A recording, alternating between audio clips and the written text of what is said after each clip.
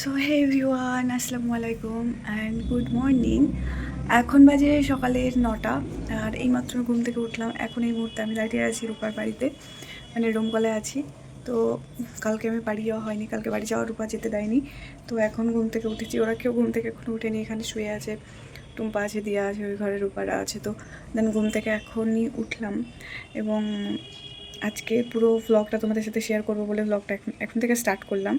কারণ আজকের ভ্লগে অনেক সুন্দর সুন্দর জিনিস আসছে এবং তোমাদের সাথে শেয়ার করবো। তো পুরো ভ্লগটা স্কিপ না করে দেখতে থাকো। তো চলো, ফ্রেশ হয়ে আগে বাড়ির দিকে যেতে হবে, কারণ আজকে আমার একটা বিয়ে বাড়ি আছে, সেখানে যেতে হবে। আমি বাড়ি যেতে চেয়েছিলাম, কিন্তু রূপার শরীরটা প্রচণ্ড খারাপ হওয়ার কারণে আমার বাড়ি যাওয়া হয়ে ওঠেনি। ভাই বলল যে যেতে হবে না, কারণ ভাইকে সাইটে যেতে হচ্ছে। তো দুপুরবেলা হয়ে গেছিলো, কারণ তখন বাজছিল প্রায় 11টা। তো ভাবলাম যে চলো নিজের জন্য একটু চা বানিয়ে নিয়ে আসি, আর তার সাথে একটুখানি বাটার পাউরুটি খাওয়া যাক। তো দিয়া তো কোনোভাবে আমাকে চা খেতে দেয় না, কারণ আমার পেটে সমস্যা হবে, এই ওই হ্যানা ত্যানা ভাত খেতে যেতে বলছিল। এবার ভাত খেতে গেলে সবাই মিলে যেতে হবে, কিন্তু একার জন্য যেতে ইচ্ছা করছিল না। তো এটুকুই খেলাম। তো তারপরে রূপার ওখান থেকেই আমি রেডি হয়ে বেরিয়ে পড়েছিলাম জলঙ্গির উদ্দেশ্যে, কারণ আমার জলঙ্গিতে সেদিন একটা বিয়ে ছিল, মানে গায়ে হলুদ ছিল। তো প্রচণ্ড পরিমাণে রিকোয়েস্টে আমি গেছিলাম।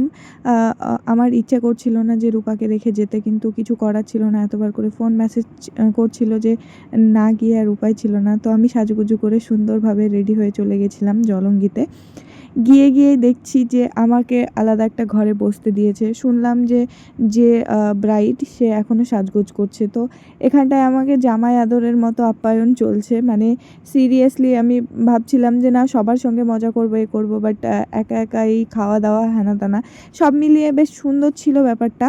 কিন্তু আরও সবাই যদি থাকতো তাহলে বেশ ভালো লাগতো। তো ওখানে খাওয়া দাওয়া কমপ্লিট করে আমি চলে গেছিলাম যে জায়গাটা ডেকোরেশন করেছে সেটা দেখার জন্য। তো প্রত্যেকে এখানে দেখছি যে কি সুন্দর সবাই হলুদ পরে আছে, এত মিষ্টি লাগছিল প্রত্যেককে, উভয় ছেলে মেয়ে সবাইকে। দেন একটু অপেক্ষা করছিলাম, কারণ সন্ধ্যা হয়ে গেছিলো, তাও তার এখনও মেকআপ কমপ্লিট হয়েছিল না। দেন অনেক পরে এই যে এটা হচ্ছে আমাদের ব্রাইড, কি মিষ্টি দেখতে, মাশাল্লাহ। আমার ছোট্ট বোন বড় হয়ে গেছে, এই কিছুদিন আগে পরিচয় হয়েছিল, বছর 2 আগে। বাট আজকে সে বিয়ের কোণে, মাশাল্লাহ, কেউ নজর দেবেন না, সত্যি ভীষণ সুন্দরী।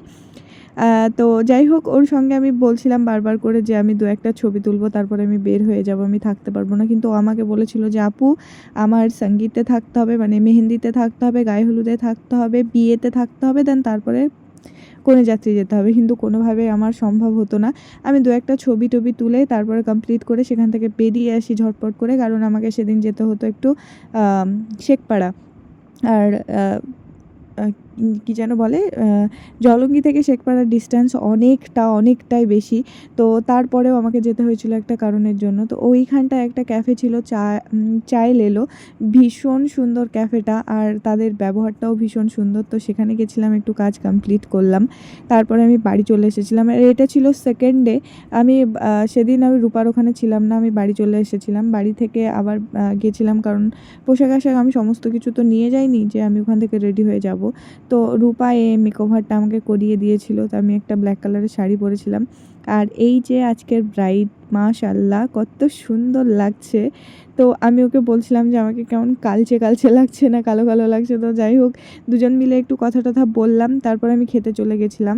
আনফর্চুনেটভাবে ও, মানে আমার বোনের যার সঙ্গে বিয়ে হচ্ছে সেটা আমার বান্ধবীর সম্পর্কে ছেলে হচ্ছে। তো আমার বান্ধবীও এসেছিল, স্কুল ফ্রেন্ড। তো ও আর আমি মিলে একসঙ্গে খাওয়া দাওয়া কমপ্লিট করলাম। আমার অনেক বন্ধুদের সঙ্গেও দেখা হয়েছিল স্কুলের, বেশ ভালো লাগলো। কিন্তু আমি ওখানেও বেশিক্ষণ থাকিনি, মানে গেছিলাম প্রায় 4টের সময়, আর বেরিয়ে এসেছিলাম খুব তাড়াতাড়ি, 1 ঘণ্টাখানিক থেকে। তো তারপরে একটুখানি আমি ওই জলঙ্গির পদ্মার ধারে এসে নিজে ভাবলাম যে চলো একটু ভিডিও ফটো শ্যুট করি। কিন্তু সত্যি কথা বলতে এই যে কটা ক্লিপ দেখছো, এই কটার বাইরে আমি কোনো ক্লিপ নিইনি। তো যাই হোক, আমার বোনের জন্য সবাই দোয়া করবেন, ভালো থাকবেন, সুস্থ থাকবেন। আজকের এই ভ্লগটা এখানেই শেষ করছি, দেখা হবে নেক্সট আরও একটা ভ্লগে। চলুন, টাটা।